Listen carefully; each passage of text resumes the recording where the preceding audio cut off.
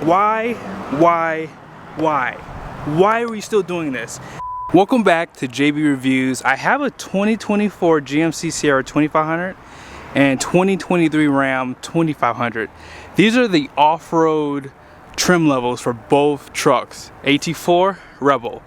Now, this video is going to probably sound like me beating up a Ram, but it's just facts. So let's just start there. Special shout out to Jerry Seiner, Buick GMC here in South Jordan, and Larry H. Miller, Chrysler Jeep Dodge Ram here in Sandy, Utah. They did allow me to do this test. Be sure to check out their inventory. Unfortunately, this truck might be sold. This one is available. Let's get started. Now let's start off with the GMC up front.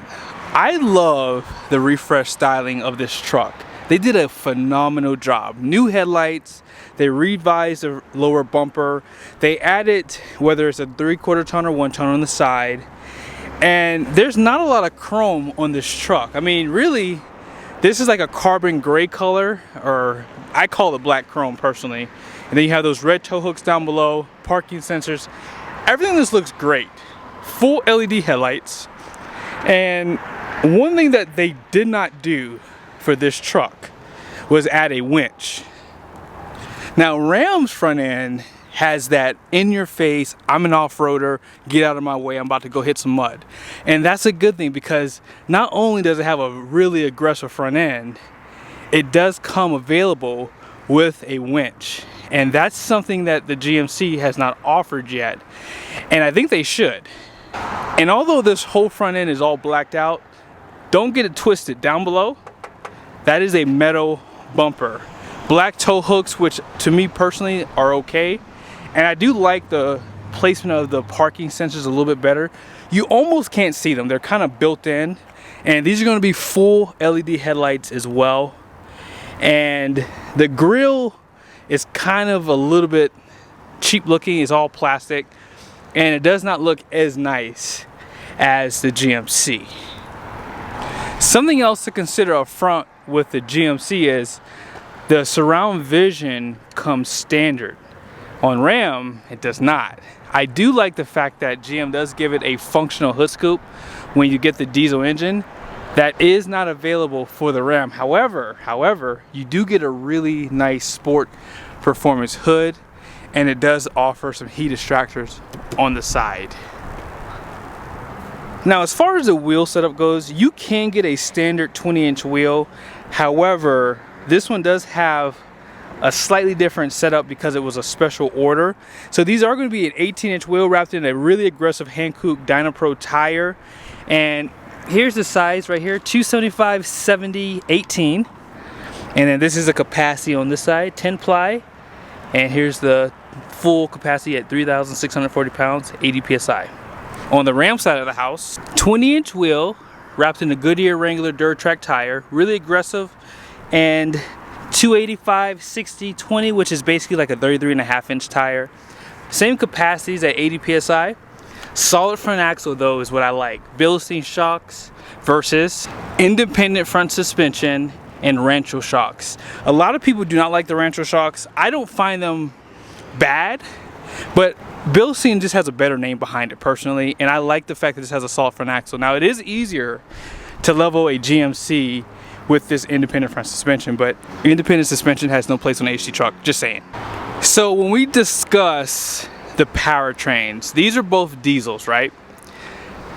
You can get a standard 6.4 liter Hemi and a 6.6 L8T gas from GMC. 401 horsepower, 410 horsepower, 429 pound-feet of torque, 464. Now, this has the 8-speed, and for 2024 they added the 10-speed Allison. I don't know if I could really give you a clear winner. I would definitely probably choose this truck for the gas powertrain. However, I'm a Cummins fanboy. I love inline 6 diesels.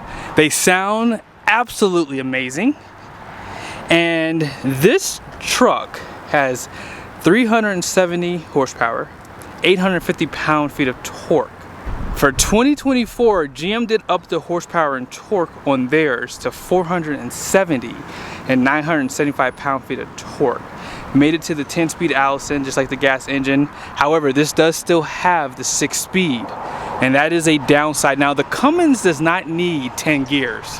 It really only needs one more, maybe two more if you really are picky, because Cummins don't RPM like these V8s do.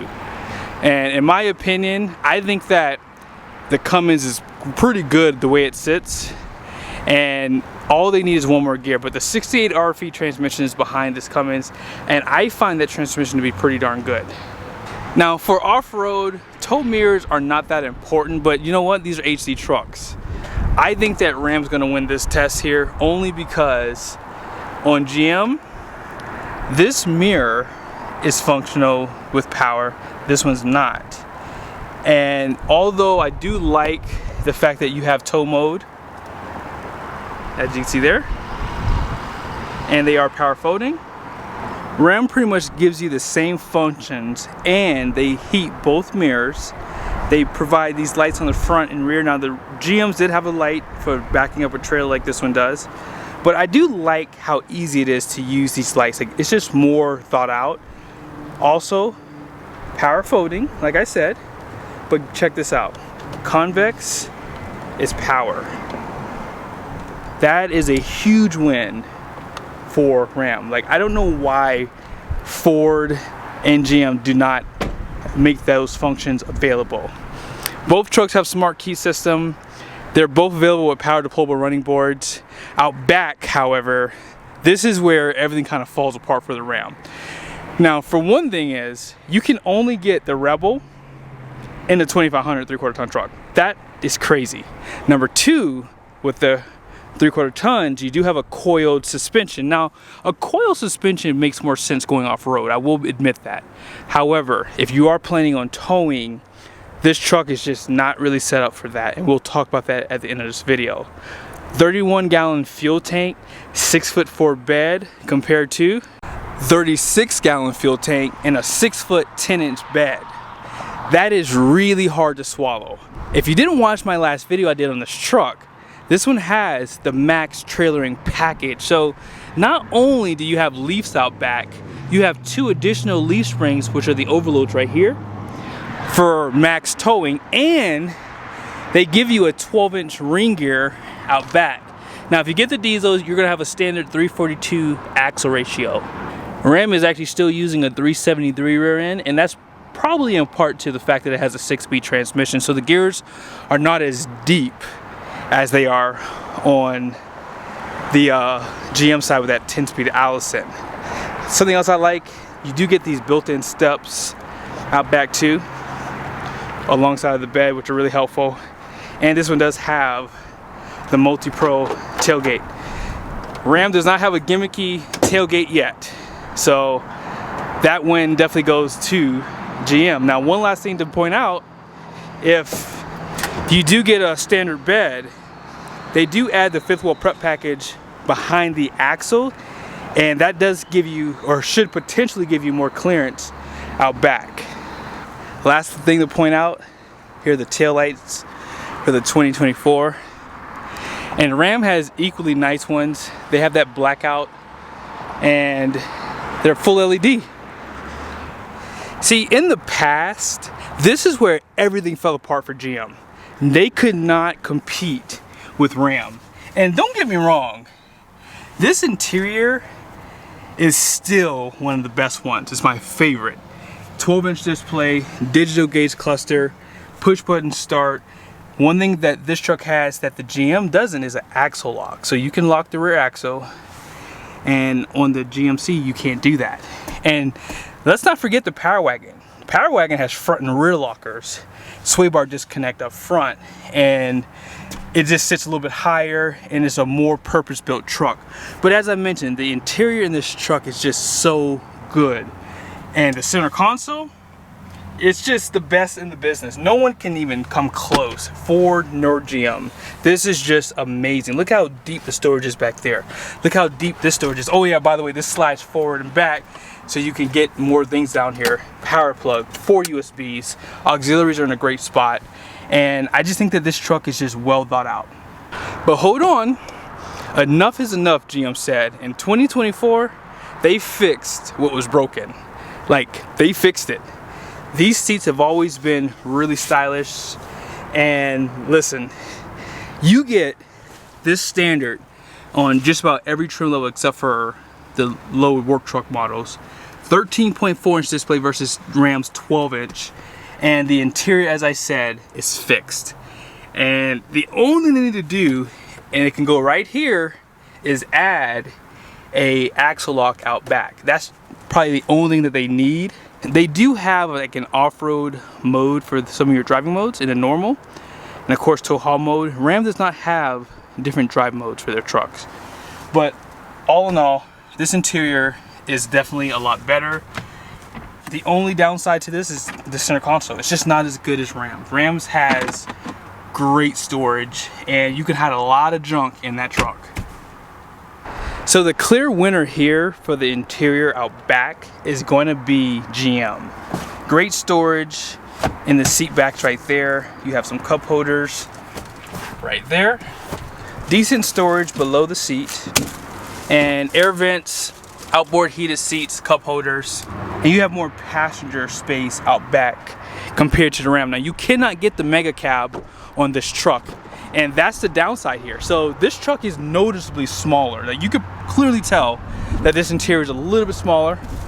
Now they don't have the seat back storage. They do have them on the floor on both sides.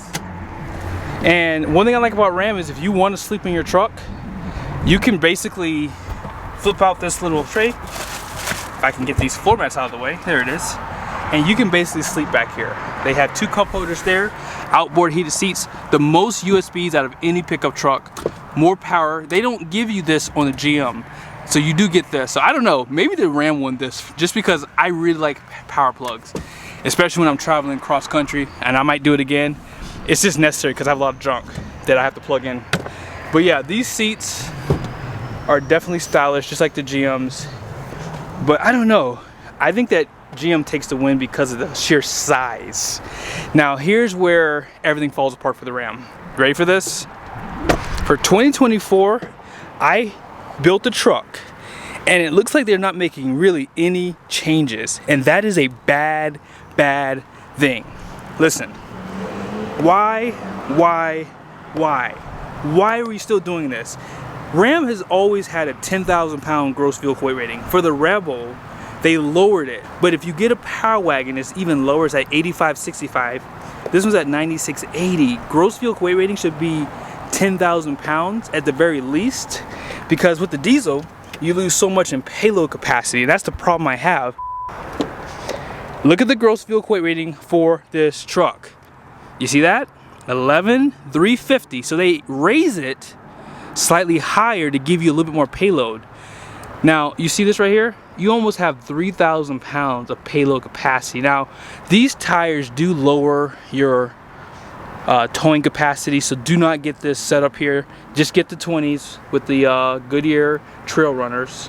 And yeah, but yeah, 2,940 pounds of payload. That is big payload. And I like that they give you this trailering sticker to show you all your towing capacity and all that stuff. One thing I will say about Ram is you do have the option to get air suspension, and I wish that they would allow that to be a part of a max trailering package for the 3/4 tons. That way they can raise the gross vehicle weight rating, maybe beef up the frame a little bit to give this truck more capacity. But with that max trailering package, if you didn't watch the last video, it's going to give you the 3500 HD frame, leaf springs as you saw it back, 12-inch ring gear. The shocks are a little bit different too. So with Ram, this truck is overbuilt compared to this one, and it just kills it in every way. Longer bed, and you have more towing capacity, more payload capacity, and that just kills this truck. And then for 2024, if Ram does not change that, they're going to be dead last place like they've been in like the last couple years. But I hope this video was helpful. I told you I was going to beat up on Ram. I'm just a little ticked off at Ram right now because they were so far ahead of GM that it was almost a little embarrassing for them. And now they are like dead last. Like GM is just punishing them. Every time I look at a GM truck and then I go look at a Ram truck, I'm just shaking my head because they have just really done such a great job with this truck. And then them adding the 10-speed Allison behind the gas engine, it's just really a great configuration. And we didn't even talk about pricing. Now, this GM is $85,840, and this Ram is $91,795. So again, you're gonna buy this truck with less payload capacity, less towing capacity, versus one that, and again, towing capacity is payload capacity. If you're limited by your payload, you can't tow more than what that rating is, right? So another thing to keep in mind is, despite this having the trailering package, you do have a better axle out back, right? So the rear gross axle weight rating is gonna be 6,600 pounds versus 6,040 pounds. So you be the judge. If you don't plan on towing a trailer and you want a really good off-road truck, this one will definitely do the job. But if you need to tow a trailer, that's the one I'm picking.